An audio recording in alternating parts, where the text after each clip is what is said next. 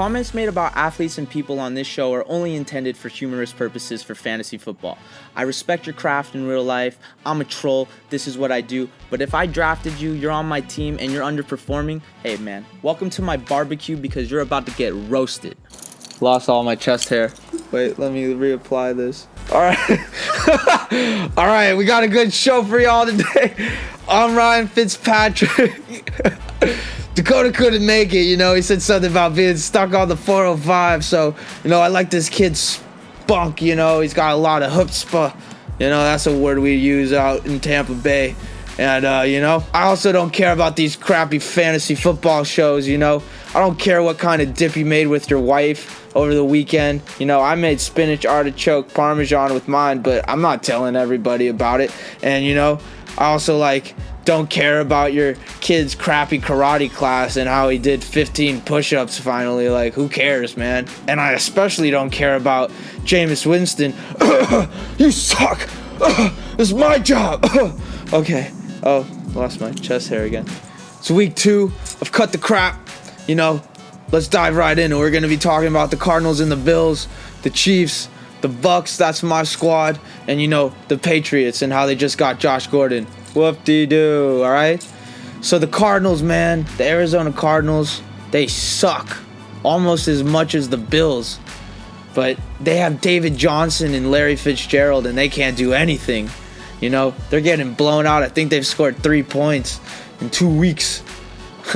I used to be on teams like that, but not anymore. I dropped 100 already. But, the Cardinals, they might get back on track. I'm predicting Josh Rosen's going to get his chance sooner versus later now. Hopefully not against the Bears because he's going to get destroyed. And then the Bills. So there's a veteran player named Vontae Davis, a safety, and he retired at halftime because they were getting beat so bad. He's like, I have reviewed my life and it's time for me to leave. And he quit and left at halftime. Dude, what a guy. I wish he was on my team, We might sign him next week. I don't know. All right, that's enough about the shitty teams. We're now going to talk about the Chiefs and Patrick Mahomes. I've thrown 8 touchdowns in the last 2 weeks. This guy's thrown 10, and it's his second year. What's going on with that? Oh, my God, this kid. I wish I could run like that, If I could run like that, I'd be the starter on every other team. Oh, my God. So we're going to be talking about the Chiefs. Sammy Watkins is looking good. Kelsey went off. Kareem Hunt's still the only one that really hasn't done much, but he did get a tutty this week. So that whole offense is eating. They're eating. And now the Bucks. That's going to be the focal point of our next section, the waiver ads of this week. I'm the facilitator, the wizard, the grand master. I'm getting my little Fitz magic everywhere. I'm slanging the rock. Let's go. Cut the crap. I'm going to be calling up my friend, the Dill Pickle, Dillon. We're going to get him on the line soon. And after that, we're going to dive into our ads. I'm going to run them by him as well. And then we're also going to be talking about damage control. That's all the busts you drafted and busts to be. All right, let's go. All right, yo, Dillon, what's up, man? How you doing?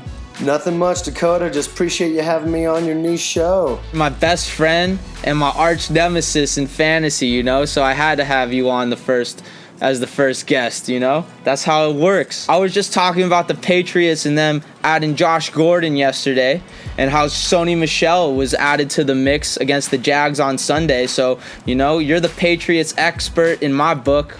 So walk me through those 2 players right now, and then we'll dive into the selling of Josh Gordon. Ooh, boy, I was excited about Josh Gordon coming to the Patriots. He's going to see one-on-one coverage on the outside. We're going to move him around a lot. He's going to see some decent opportunity, not right now, but in a few weeks. But what I really like is the impact it's going to have on my boy Rob Gronkowski. He's going to be Gronk spiking a little bit more now because he's going to have favorable coverage. Hogan's going to take a little bit of a dip. Yeah. But you know what? Tom Brady's going to be the one who's going to have the biggest boost because, after all, it is just another target for him. I love it, man. Quick question about Josh Gordon. Do you think the more realistic thing to happen is that he's going to be used as a decoy, or do you think we're going to be seeing Randy Moss 2.0? I believe it's going to be a hybrid. I believe there's going to be a lot of situations where we're just going to use his speed and height in the red zone to free up more favorable coverage for, like I said, Gronkowski. And then Edelman's going to be coming back right around when I think he's going to be transitioned into our offense. Because the only issue with a mid-season trade is he has to learn a whole new playbook and, all that stuff that comes with adapting to a new team culture. So, like I said, I don't think he's the safest trade target now, but I think he does have a lot of great production to come. I think we can see him start being a startable player week in and week out, thinking around week 7. Now we're just going to jump into this, the waiver ads, the meat of the show. Before I get your opinion on my guys that I am advising everyone to pick up this week, I just got to talk about the guys last week that are still available in leagues. We're talking about Patrick Mahomes. Pause the video right now. Go look for him. If he's available, add him right now. Get him in your claim. He should be your number 1 claim. I don't care what quarterback you have. You go get him right now. He's trade bait, if anything. And then Austin Ekeler and Phillip Lindsay. These are the Electros, the Lightnings to the Thunders in their respective teams in the AFC West Division, all right? Pause the video, go get them, especially if you have Royce Freeman and Melvin Gordon. You got to get your insurance policy going if they start going with the hot hand, or if Melvin Gordon's chest injury ends up being something serious, but it shouldn't be, but just in case. All right, Dillon, are you ready? Yeah, let's get to it, man. All right, tell me what you think about Ryan Fitzpatrick, man. Do you think he's a good pickup for the week upcoming? I love him this week. Great matchup at home against Pittsburgh. You saw what Mahomes did to them last week. Yeah, man, that's that Fitz magic coming up. Yeah, I think he needs to be picked up. I think he's going to hold this starting job till he shows a case to not have it anymore, even when Winston comes back in week 4 against the Bears. So I think this is Fitzy's team right now. All right, Gio Bernard. Tell me about Giovani. Right now, especially if you're the Mixon owner, you got to pick him up. You saw what happened last year when Mixon went down with some injuries. He's going to average 20 touches a game. He won't be as efficient, but he's great flex, RB2 upside. And if not, pick him up, trade him to the Mixon owner. Yeah, I have to agree. I think he's a good fill-in right now, especially if you just need him for a couple weeks. He's not a long-term sell for me because he's shown his durability is not his strong suit. So I do think Gio is worth a pickup. He's a top 3 ad for me this week. But yeah, you just have to be mindful that you're only picking him up as a fill-in for a couple weeks till Mixon's back. All right, Corey Clement, jump into that. I know you like your Jay Ajayi. I am a Jay Ajayi owner, and I do think Jay Ajayi will play this week. But like you said, it is nice to have the insurance policy, and Corey Clement definitely deserves that because you've seen what he has done with the opportunity given this year. Sproles is an old man. I love him. He's a great guy, but he's not going to make it all season, and Philadelphia already notices that. Keep him out of some games. So if you own Jay Ajayi, definitely get Corey Clement. If you don't own J.J., I still think Corey Clement's a great stash. Couldn't have said it better, man. I think he's a great stash, too, just in case this backfield doesn't remain healthy. Doug Peterson's already talked about getting a workhorse in J.J., so if he goes down, why couldn't it be Clement? Now, back to Fitzmagic's squad, some Bucks players. Tell me about D-Jax, Desean Jackson. I still love him. I still think he's the same boomer bust guy that we've grown to love and hate at times, but I think this week, given the matchup against Pittsburgh at home and Fitzpatrick is hot, I think you should still continue to ride the hot train. He's a great wide receiver 2 for me this week. I see some websites don't love him like that, but trust me, folks, great wide receiver 2 this week. Yeah, I love him this week also. And also, if you're in a deeper league and D-Jax is already taken and Chris Godwin's available, I think he could be a nice long play for you in case Desean Jackson gets hurt because he has durability issues as well. And Chris Godwin has shown that he makes up with his talent when he's on the field. All right, last buck we're going to talk about is Mr. O.J. Howard. Let's get him going.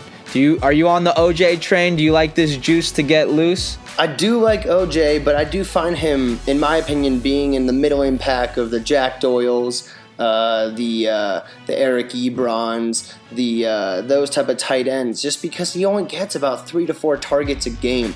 but he is explosive. So I think he has the most upside of all those guys I listed. So I'm definitely looking to roster him on my team as soon as possible.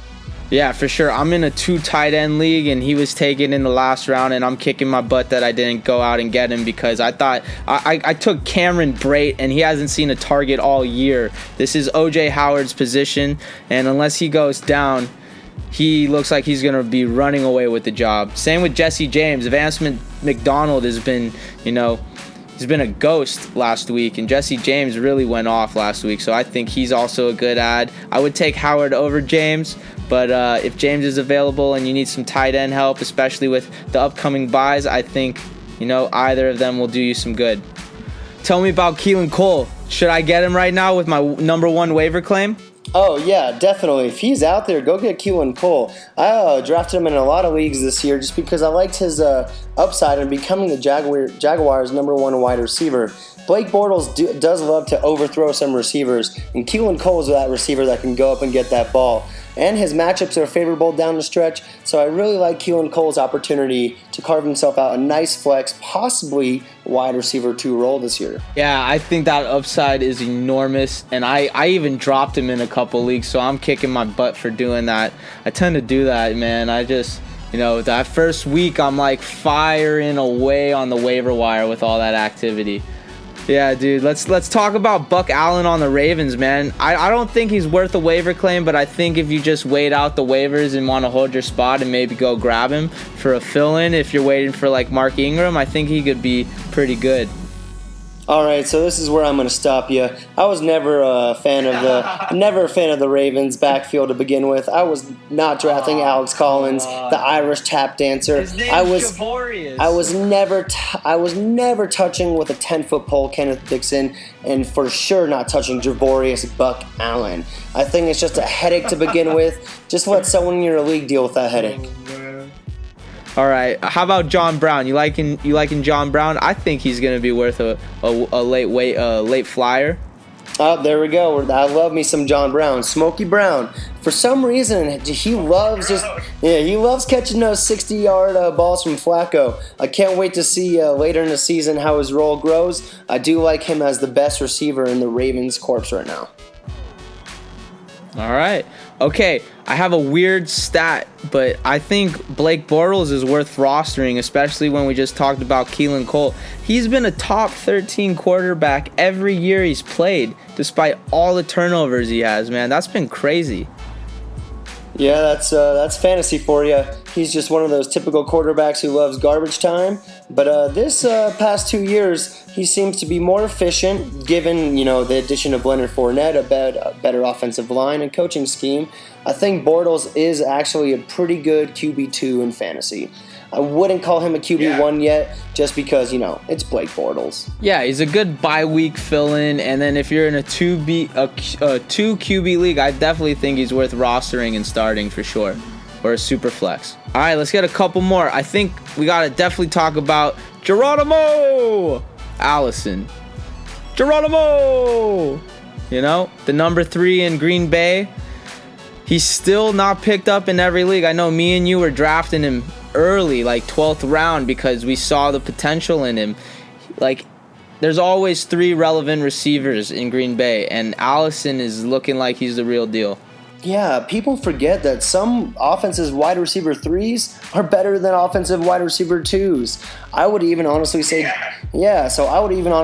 Geronimo Allison can be a possible flex this weekend, given his matchup and his upside. If Cobb goes down, if anyone goes down in that receiver room, he's going to be the guy to go to. Aaron Rodgers has it himself. I think me and you were the smart ones to draft him near the 12th round. All right, for sure. And now, okay, Dalvin Cook owners. Latavius Murray is available in basically all leagues. I think you need to go get him right now, especially if that hamstring is going to be following him for a couple weeks. Oh, of course. They're playing Buffalo this weekend. That's basically a free 20 fantasy points. Yeah, especially if Dalvin Cook sits. Latavius Murray is going to run all over the Bills. And now, a little more damage control with Doug Baldwin owners. I'm liking Tyler Lockett. He caught a touchdown. He was Russell Wilson's favorite target. He was throwing the deep ball like crazy, I think he's definitely worth an add if you need a wide receiver and some bench depth. I think Russell Wilson's going to be playing from behind a lot this year, and that's going to benefit Tyler Lockett because he's a guy who just is a speedster, blows off the top of the defense, and will get you that 20 to 40-yard touchdown week in, week out. So, yeah, I'm really liking Tyler Lockett's upside this year. Monday nights at Max. That Mac attack came strong against the Seahawks, and that Bears D is still available in a lot of leagues. You know, just under 50% of leagues is still available.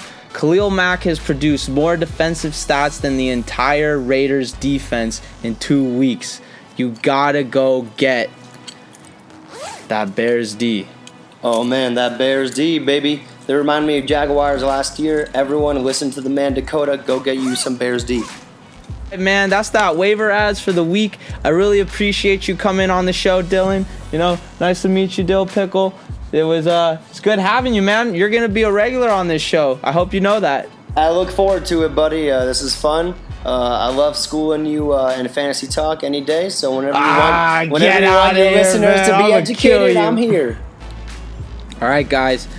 It's damage control. It's time to own up to your crap. And you were high on these guys. You drafted them high, and they're not panning out. The biggest one right now, I got a bust alert on David Johnson. Again, it's an alert. I'm not calling him a full-on bust right now because I think it's too soon to call. He hasn't been getting in the receiving game, but you know what? I think he's going to be the king of garbage time this year because they're going to be playing from behind, so I still think he's going to reap some value. Same with Larry Fitzgerald. He's got a hamstring injury right now, and it looks like Father Time might be catching up. He's 35, 36 years old, going to be nursing this hammy. We'll see what happens. They're playing the Bears this weekend. It's going to be a tough matchup for them. They're definitely going to be playing from behind. I'm calling it. LeSean McCoy, he got injured in the game and had a touchdown vultured from him. You know, a lot of people were spending a third-round pick on him. I know he's probably not going to get suspended this year with all the allegations against him, but he's also on the Bills, and they are awful. So, you know what? It's looking like a rebuild year for them, and they're going to have a lot to do. I want nothing with any of the Bills. I'm only picking up defenses that are playing the Bills. That's what I'm streaming. All right, let's go into the next one. Chris Carson. You saw last night they were using a lot of Rashad Penny. That's a committee now with CJ Prosise, Chris Carson, and Rashad Penny. And it's like, who is going to be the guy getting the rock on that team?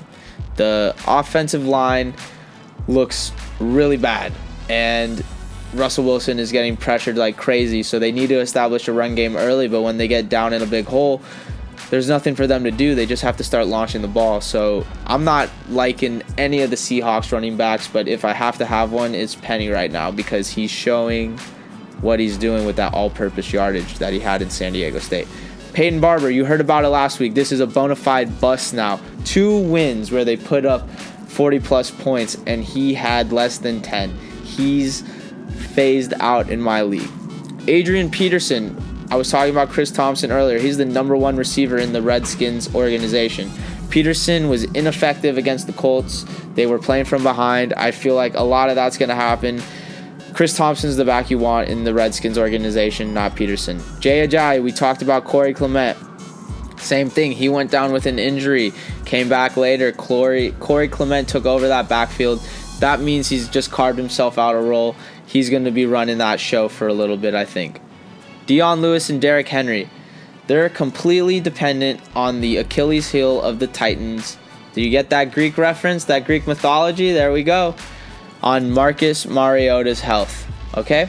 It totally depends on Marcus Mariota. Okay, Kenny Stills of the Miami Dolphins. Everyone was high on him when Devontae Parker had his finger issue.